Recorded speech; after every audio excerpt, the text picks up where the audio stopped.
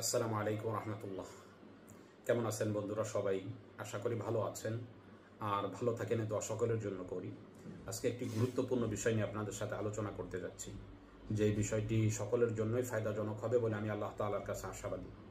বিষয়টি হলো সূরা ফাতিহার একটা পরীক্ষিত আমল নিয়ে আপনাদের সাথে আলোচনা করতে যাচ্ছি, যেই আমলটি বহু লোকে ইতিপূর্বে করে ফায়দা হাসিল করেছে, ফায়দা অর্জন করেছে।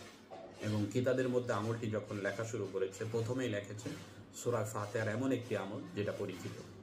তো আমলটি হলো, আপনি প্রথমে ভালোভাবে ওযু করে নির্জন স্থানে গিয়ে 2 রাকাত সালাতুল হাজত নামাজ আদায় করবেন। আদায় করার পর দাঁড়িয়ে 11 বার দুরূদ ইব্রাহিম পাঠ করবেন। এরপর সূরা ফাতিহা 41 বার পাঠ করতে হবে। পাঠ করার পন্থাটি হলো, আপনার প্রত্যেকবার সূরা ফাতিহা পাঠ করার পূর্বে বিসমিল্লাহির রহমানির রহিম 2 বার পাঠ করতে হবে।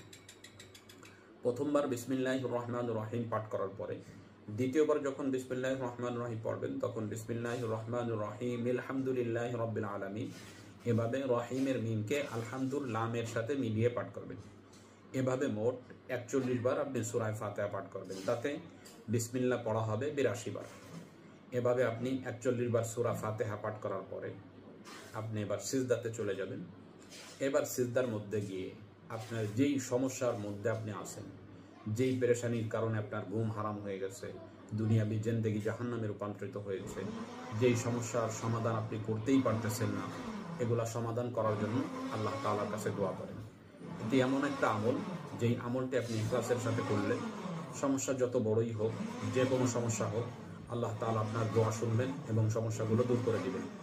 বহু আকাবিরগণ এই আমল করে ফায়দা হাসিল করেছে, এবং আপনিও যদি ইখলাসের সাথে করেন এই ফায়দা আপনি অর্জন করতে পারবেন ইনশাআল্লাহ। আমলটি খুবই কার্যকর, শুধু ইখলাসের সাথে করলেই ভালো রেজাল্ট পাওয়া যাবে ইনশাআল্লাহ। তো আমলটি স্বাভাবিক অবস্থায় যেভাবে বলা হয়েছে হুবহু এইভাবে যদি আপনি করেন, আশা করা যায় যে কোনো সমস্যা হোক, এটা আপনার জাদুতে আক্রান্ত হচ্ছেন, শত্রুর কারণে পেরেশানির মধ্যে আছেন, ঋণগ্রস্ত হয়ে আছেন, ইনকামে বরকত পাচ্ছেন না, যে কোনো সমস্যার কারণে এই আমলটি আপনি করলে আপনার সমস্যা দূর হবে। আল্লাহ তাআলা আপনার পেরেশানি দূর করে দিবেন ইনশাআল্লাহ। তো আজকে এ পর্যন্তই, দেখা হবে অন্য কোনো দিন অন্য কোনো বিষয় নিয়ে। আসসালামু আলাইকুম রহমতুল্লাহ।